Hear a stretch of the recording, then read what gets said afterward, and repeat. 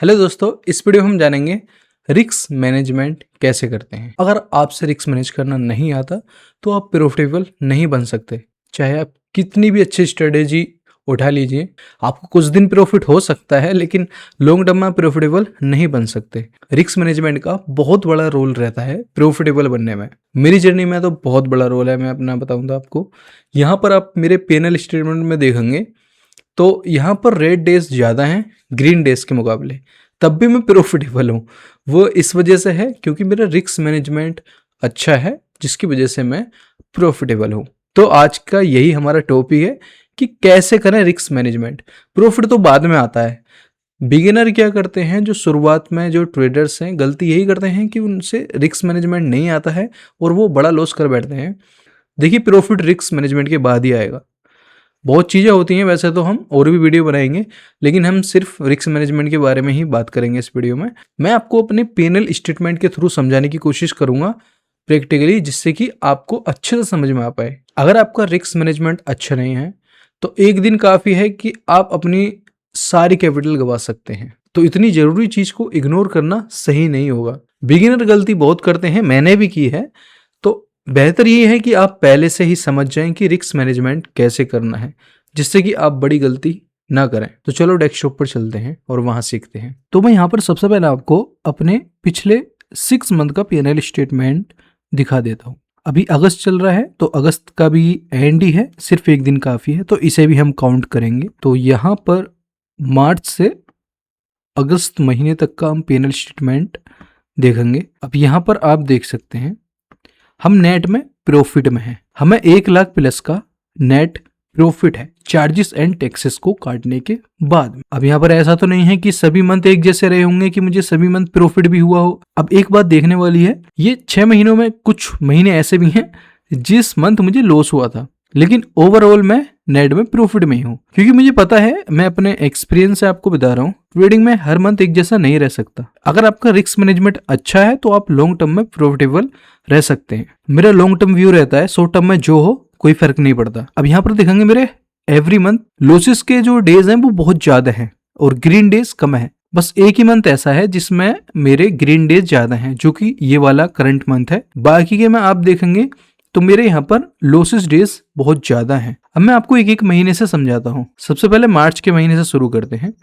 यहाँ पर हम नेट प्रॉफिटेबल रहे, लेकिन यहाँ पर जो हमारे रेड डेज हैं वो बहुत ज्यादा हैं और ग्रीन डेज कम है, तब भी मैं प्रॉफिटेबल क्यों हूँ? इसके पीछे की वजह है रिस्क टू रिवॉर्ड। मेरा जो रिस्क रहता है, मैं आपको बता दूं, 10,000 तक का मेरा रिस्क रहता है मैक्सिमम। और एक भी दिन ऐसा नहीं है जहां पर आपको 10,000 से ऊपर आपको लॉस दिखाई दे। एक डेज है जिसमें मेरा 10,300 है, लेकिन ज़्यादा हाई नहीं है, ये हो जाता है थोड़ा बहुत ऊपर नीचे तो।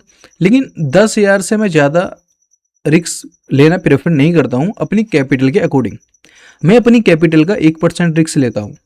मतलब मेरी 10 लाख कैपिटल है तो मैं 1% रिस्क लेता हूँ, तो 10 लाख का 1% 10,000 हो गया। तो आपको भी यही रूल फॉलो करना है। हमें अपनी कैपिटल का 2% से ज्यादा का रिस्क नहीं लेना चाहिए। मैक्सिमम हम 2% ले सकते हैं, मैं तो 1% ले रहा हूँ, 2% भी चल जाएगा। ट्रेडिंग में आपकी फर्स्ट प्रायोरिटी प्रॉफिट नहीं रहनी चाहिए। प्रॉफिट तो बात की बात है, सबसे जरूरी है कि आपको इस गेम में बने रहना। अगर आप बने रहेंगे तभी आप आगे चलकर प्रॉफिट भी कमा पाएंगे। तो सबसे जरूरी है रिस्क आपको कितना लेना है। तो मैं 10,000 से ज्यादा का रिस्क मैं नहीं लेता हूँ। रिस्क मैनेजमेंट शॉर्ट टर्म में आपको नहीं पता चलेगा कितना यूजफुल है, लेकिन अगर आपने रिस्क मैनेजमेंट अच्छे से कर लिया तो अपने आप को आप थैंक यू बोलने वाले हो। ऐसा मैं क्यों कह रहा हूँ आपको आगे पता ही चलेगा। अब हम नेक्स्ट मंथ चलते हैं, अप्रैल में। अब यहाँ पर अप्रैल मंथ भी हमारा नेट प्रॉफिट में था। नेट हमारा 35,000 प्लस का प्रॉफिट था अप्रैल मंथ में भी, और इसमें भी हमारा वही 10,000 का रिस्क था। इससे ज्यादा का हमने एक भी दिन रिस्क नहीं लिया है। अब नेक्स्ट मई मंथ में चलते हैं, और इस मंथ भी हमने ग्रीन में ही क्लोज किया, लेकिन हमारा यहाँ पर थोड़ा प्रॉफिट कम हो गया, लेकिन ग्रीन ही था। अब नेक्स्ट मंथ चलते हैं जून में। अब जून में यहाँ पर आप देखेंगे हमें 60,000 यानी कि 60,000 का हमें लॉस है। अब यहाँ पर भी हमने एक भी दिन ऐसा नहीं है कि हमने ओवर ट्रेड किया हो, एक भी दिन मैंने ओवर ट्रेड नहीं किया है। डिसिप्लिन रहा हूं मैं पूरे महीने, तो भी मुझे लॉस हुआ है। इसकी वजह यह है मार्केट डायरेक्शन चेंज होती रहती है। देखो, मार्केट एक जैसी नहीं रहेगी, लेकिन मुझे बिलीव था अपनी स्ट्रेटेजी पर, अपने बैक टेस्ट पर, इसलिए जरूरी है बैक टेस्ट। और मैंने एक भी दिन ऐसा नहीं है कि ओवर ट्रेड किया हो। ज्यादातर लोग ओवर ट्रेड की वजह से ही प्रॉफिटेबल नहीं बन पाते हैं, ये मैंने देखा है। तो ओवर ट्रेड मैं नहीं करता हूँ। ओवर ट्रेड इसलिए नहीं करता मैं क्योंकि मैं एक दिन में सिर्फ एक ही ट्रेड लेता हूँ। ओवर ट्रेडिंग भी ट्रेडर की दुश्मन है।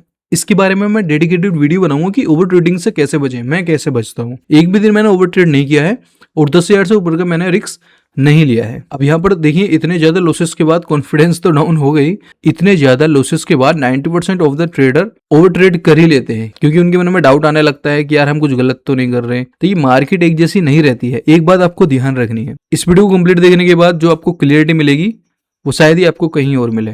तो वीडियो को बिना स्किप करे देखना।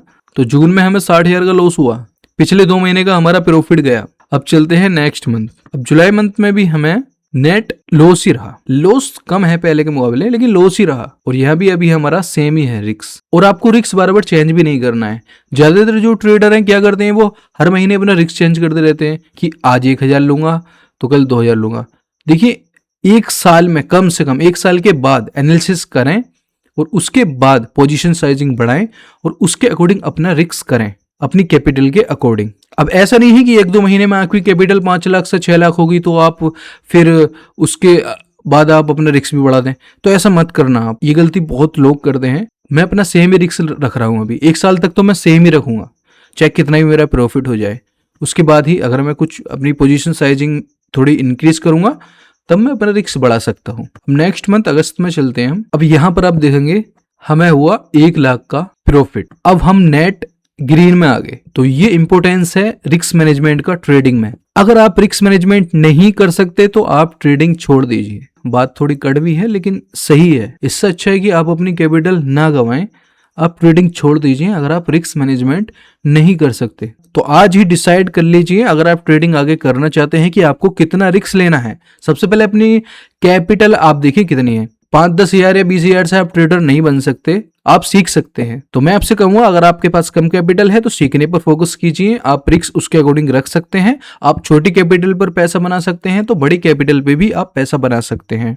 अगर आपके पास बड़ी कैपिटल है तो 2% से ज्यादा का रिस्क नहीं लेना और छोटी कैपिटल पे भी 2% से ज्यादा का मत लेना, क्योंकि आपको बैक टेस्ट करना होगा। अगर आप 10,000 से 1,000 नहीं बना सकते तो आप 10 लाख से 1 लाख भी नहीं बना सकते। छोटी कैपिटल से आप बैक टेस्ट कर सकते हैं, इसके बाद आप बड़ी कैपिटल पर उन्हीं रूल्स को अप्लाई कर सकते हैं, उसी स्ट्रेटेजी को। रिस्क मैनेजमेंट का मैंने आपको बता ही दिया आपको कितना रिस्क रखना है। और रिस्क रिवॉर्ड आपके ऊपर डिपेंड करता है आपको कितना रिस्क रिवॉर्ड रखना है। अगर आपकी 1:1 पे एक्यूरेसी अच्छी आ रही है तो अच्छी बात है। अगर नहीं चल रहा काम तो 1:2 कर सकते हैं, 1:3 कर सकते हैं, 4 कर सकते हैं। इसके बारे में भी आपको एक डेडिकेटेड वीडियो बन जाएगी सिर्फ और सिर्फ रिस्क रिवॉर्ड के बारे में। जो ये जून और जुलाई ये 2 महीने जो रहे, अगर मैं इनमें कहीं पर भी ओवर ट्रेड कर देता तो क्या आपको लग रहा है कि मैं नेट प्रॉफिट में होता? नहीं होता। इसी वजह से ज्यादातर लोग प्रॉफिटेबल नहीं हो पाते हैं। और वेरीफाइड पीएनएल का लिंक आपको डिस्क्रिप्शन में मिल जाएगा, आप वेरीफाई कर सकते हैं। तो इस तरह आप अपना रिस्क मैनेजमेंट कर सकते हैं। अगर आपका कोई क्वेश्चन हो तो कमेंट जरूर कर देना। अगर आप मुझसे जुड़ना चाहते हैं तो चैनल को सब्सक्राइब कर लेना। वीडियो अगर आपको थोड़ी भी पसंद आई हो तो एक लाइक कर देना। तो इस वीडियो में बस इतना ही, मिलते हैं नेक्स्ट वीडियो में। Thanks for watching.